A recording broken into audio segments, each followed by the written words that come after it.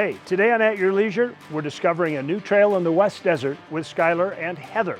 Phil Rawlings finds out what it was like to camp 150 years ago, and we're saying goodbye to one of the biggest legends on the Salt Flats.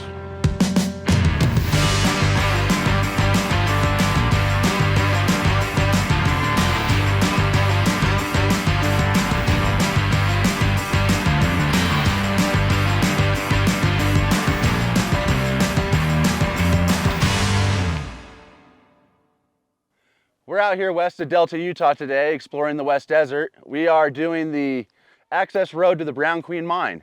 We're with Dirty Adventure Crew and Moab Outfitters on our golden ticket run. So welcome to At Your Leisure. I'm Skyller Dykstra. And I'm Heather Dykstra, and we're looking forward to having a great day out on trail. So today's ride was a pretty good ride. I mean, we had people from all ages. We had, little kids all the way up to, some senior citizen people, and everyone had a good time. We met people on the trail, they adopted them into our group. And that's my favorite part about Jeeping. It's just a family activity. That's why we do it. That's why we're passionate about it. And then just watching Skyller and everybody in the Dirty Adventure Crew, their main focus is trails and trail etiquette and making sure we're not running over bushes that don't need to be run over, and just responsible off-roading and four-wheel driving. A lot of times we go on different trails with different groups, like different trail types.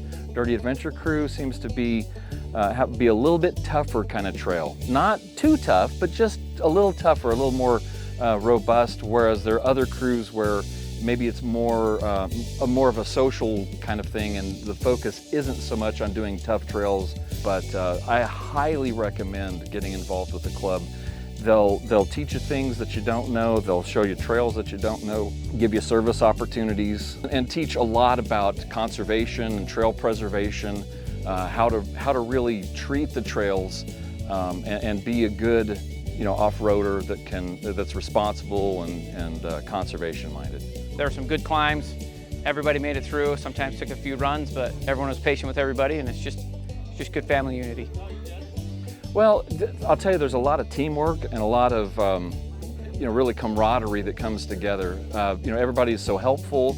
Everybody, even when they're strangers, most of the folks on the trail with me today I didn't know, but people really just come together and really just want to help and guide and have fun together. It's neat to kind of have just people from all walks of life come together and just be uplifting of each other. Just have some good family fun. Yeah, some family fun, the best fun of our day. We're literally having so much fun. My answer is to have an amazing time. There you go. I got into four-wheeling when I was probably about 16, 17 years old and have wanted to do it ever since. So I want to bring the next generation into it. When I'm 18, I'm taking that guy's Jeep. I'm taking that You want little Daddy's man's Jeep? Okay. All right, give her the beans. All right, as we make our way up the trail, why don't you go check out our first story.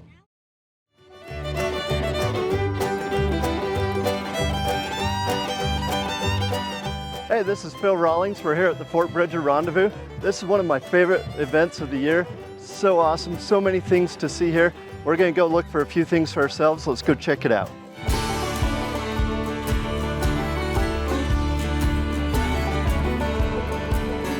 This is the 51st annual Fort Bridger Rendezvous. We started in 1973, and we missed 1 year because of COVID, so we've been in this business for 52 years. The first rendezvous was about 5 camps, and all they done is just come here and camp and whatnot. The second year was just a little more, and then the third, it just expanded until we've got what we've got now. Somewhere around 250 traders, almost 300 camps. And so we estimate bringing in the public around 30,000 people through this weekend. This event is meant for anybody and everybody. One of the fun things about the Mountain Men is Mountain Men were definitely individuals, and they were very unique, and each one had their own touch, their own style, their own way of doing things. One of the funnest things about the Rocky Mountain fur trade was just the sheer diversity of awesome characters that came through this area. And we're out here trapping beaver, trying to make a living. This is my 16-foot teepee. I tried to set this teepee up like they did the Indians back then. So I got a bed in there on the ground. I got my skins all the way around it. I got elk, deer, badger, beaver, things that they used to trap with, the mountain men and that too. So great place to camp and sleep in and enjoy yourself. It's a great event. It's a good family fun event. The kids love it. I mean, we got everything we can do. We got shooting out there. We got knife and hawk. We got archery. Inside the fort, we got fry pan toss. We got egg cooking contest, flint and steel starting, and the black powder shooting is what I really enjoy.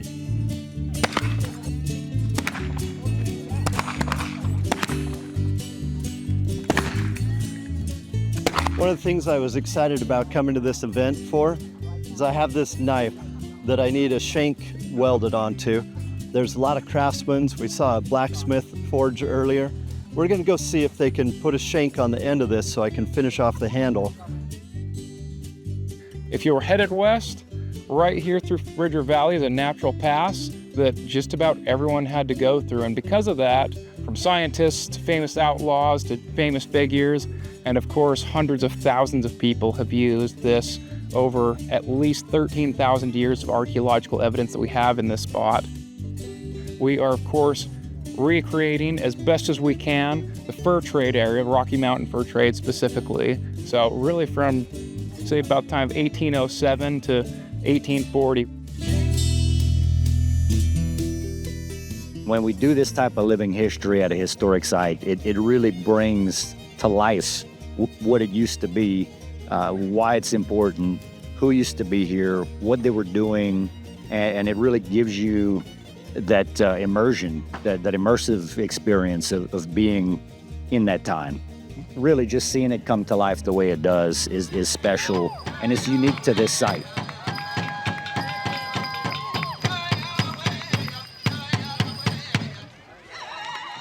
Get candy cannon.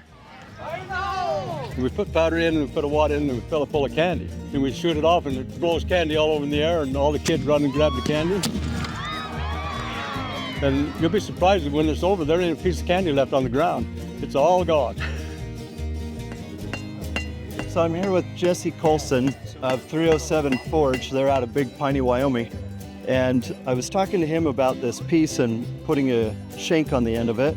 And he recommended to me that I should arc weld it instead of forge it. It'll hold better in the long run.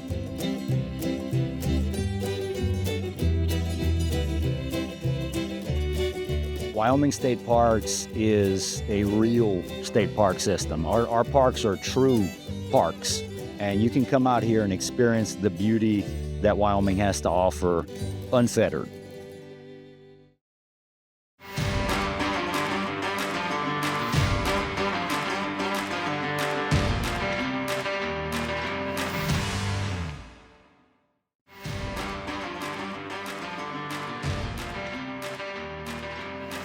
Welcome back to At Your Leisure. I'm Heather. I'm Skyller. Today we are running the access road to the Brown Queen Mine, also known as Chainsaw Canyon. We are out here today with Moab Outfitters. They are a locally owned four-wheel drive shop located in Springville, Utah. So Moab Outfitters sponsors the Dirty Desert Fox, the Jeep that I drive, and the Dirty Desert Phoenix, the Jeep that Heather drives. Without them, we wouldn't be able to do what we do and what we love to do. We love taking everybody out, and Moab Outfitters keeps our Jeeps going down the trail. And looking good while they do.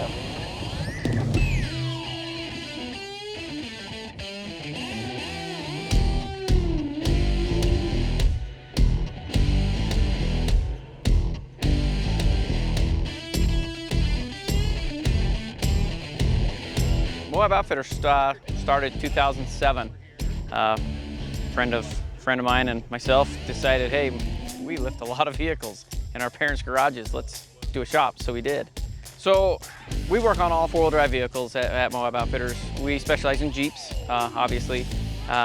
We own a We have a sister company called Notch Customs that builds custom fiberglass fenders for various models of the Jeep XJ, ZJ, WMJ, and the JKs. A lot of work out on Toyotas, Dodges, and Chevys, and we do a lot of lifts, wheels, tires, tonneau covers, rooftop tents. I mean, top to bottom really builds on vehicles. We really specialize as kind of more of a suspension drivetrain company. That's kind of our favorite area of work, but we can do just about anything. I do more of the office stuff now. I was in the shop doing all the builds forever and ever. It's so busy now that my biggest part now is in the office, meeting with the customers, helping them design their dream vehicle. Well, obviously, just because of the name, my favorite place would be Moab. It's always going to hold a special place in my heart. That's the first place I ever did serious off-road. I was 14 years old, so Moab would be my first. Honestly, second from that would be the mountains in Colorado. It's not even hard, it's fun, it's beautiful, and you can do it in the middle of the summer and wear a sweatshirt, and that's pretty awesome. It kind of escape the heat a little bit. And I do still get some time out in the shop with the guys, but that's kind of my main focus. We started a dealership side of things this year, so now we're not only we buy, build, sell, trade. I mean, we do it all, kind of a one-stop shop.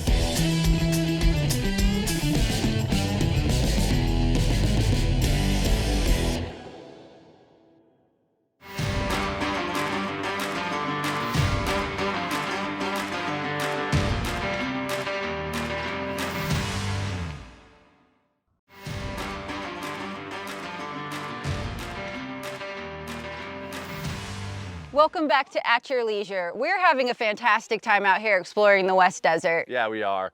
There are many points of interest all over the West Desert. Just like this one right here behind us, this is the West Desert Hermit Cabin. It's actually not even a mile down the road from the trailhead to Chainsaw Canyon.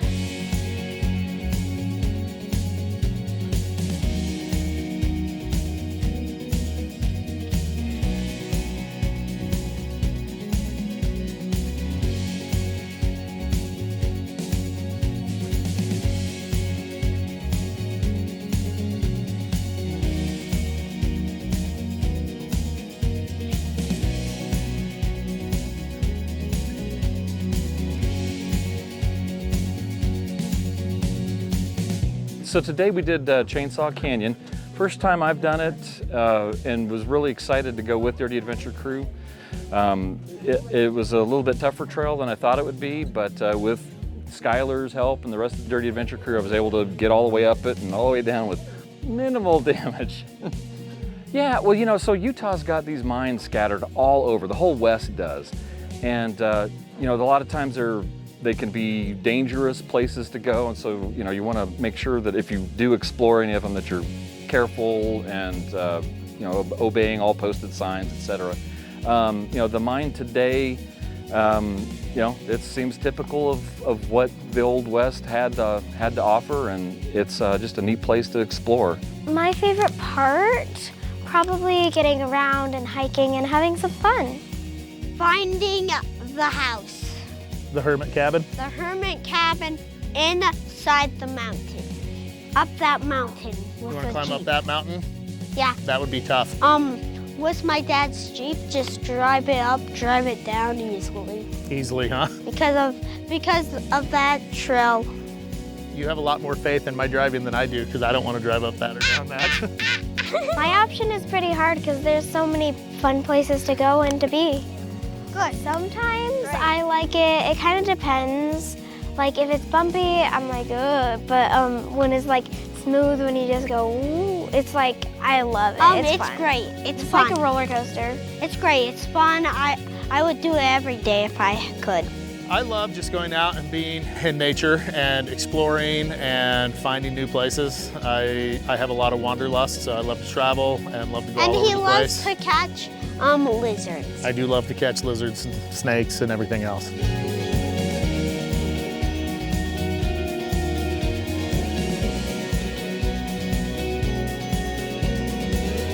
I'm having a great time out here so far. How about you? I am, definitely. Yeah. The thing I love most about the desert is, like, at first glance you think there's nothing out here, just rocks and dirt. Oh, yeah. If you just get off-road and explore a little bit, there's so much to be found. There is, totally. While we make our way back to our Jeeps, why don't you guys go check out our next story? More than 100 years after the first car drove onto the Bonneville Salt Flats, drivers and spectators have come here from every corner of the world to witness one thing and one thing only: speed.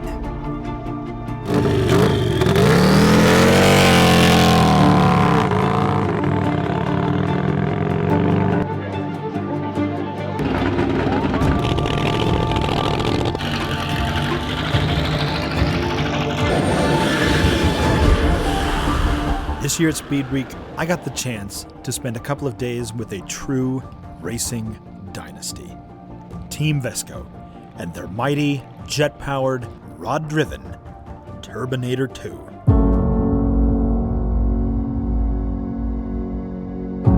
The undisputed fastest car in the world. In 2018, this exact same car, in this exact same place, clocked in at 503 miles an hour. That is 1 mile every 7 seconds. But that's not a record. Why? Because you have to do it twice. And in 2018, they got rained out on the following day. So, now is their chance to set an official record.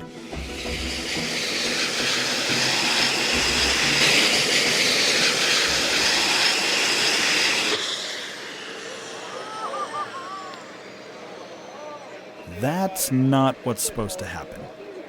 But it's okay. The team still has time to tune up the car and try again. This particular car, although you see those big exhaust pipes, doesn't have thrust to push it. It's motivated strictly by wheels turning. Well, this is a shaft turbine. At sea level, it produces about 5,300 horsepower. And 5,300 horsepower is like a Brahma bull in a Cadillac, you know what I mean? It's not friendly. In years past, we had engines that were smaller, but we used to have a longer race course. We used to be able to go 13 miles, thick salt, all the way, and now it's just an inch deep in some spots. And we have about a 9-mile stretch that we could safely run on. A guy went 10 miles yesterday and got stuck in the mud at the other end. Something I learned this week is that the salt flats are under attack, and they can be saved. For more information and ways that you can help, visit savethesalt.org. Utah needs to fix this place. We've been trying for 40-some years to get the place fixed, and the BLM drags their feet every chance they get. The team is ready for another attempt. Front switch on, please. Main switch on. Wish I could tell you that Team Vesco made 2 successful runs and set a record, but they didn't. When I asked Rick when they would be coming back to try again, he said they wouldn't be.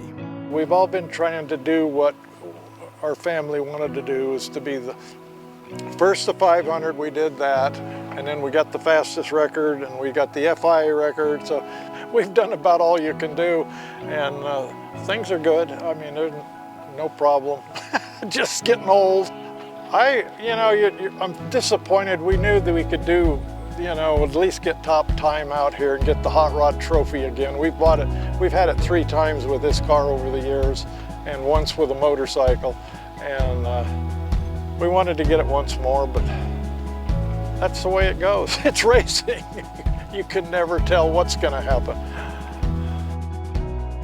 Even though it was a bittersweet ending, it was a career worth celebrating, filled with all the victories and defeats that make for great stories. Farewell, Turbinator.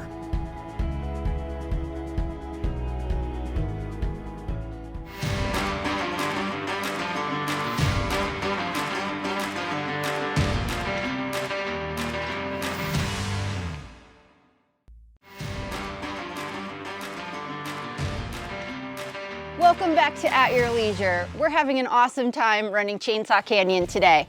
One of the things I love most about the trails in Utah is they are rich with mining history. Yep, they sure are, dear. As you can see, this is the remnants of the old Brown Queen mine. This is the mining cabin that the miners used to live in. This mine was mainly, they pulled gold and silver out of it. Yeah, that's awesome. While we're exploring the rest of this trail, you guys check out next week's show.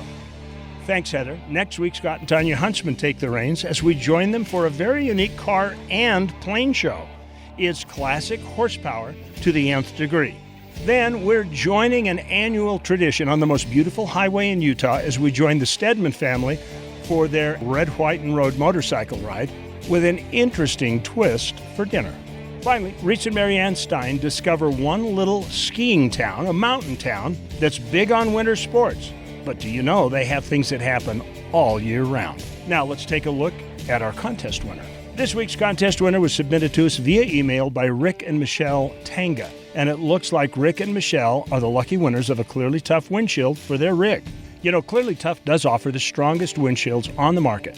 Visit clearlytough.com for more information, and congratulations to Rick and Michelle, and be sure to call us and leave a voicemail at 801-947-8888 or send us a message on Facebook to claim your prize. Now, let's take a look at our calendar of events.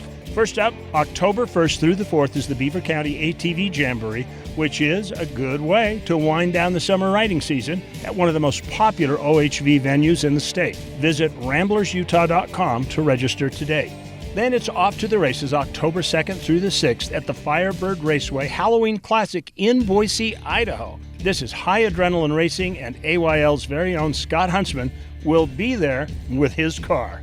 And don't forget to visit our events page at AYLTV.com to stay up to date on all the great jamborees and off-road outdoor events that will be happening throughout the year. Next week's show looks great. What an amazing time we had on trail today. Did you all have fun today? Yeah! Woo! Awesome. So we want to thank Moab Outfitters for everything that they do. They sponsor Dirty Adventure Crew. Without them, we couldn't do anything that we do and bring anybody out. So thank you very much. Yes, thank you. Well, remember, folks, there's adventure around every corner. All you gotta do is get out and find it. At your leisure.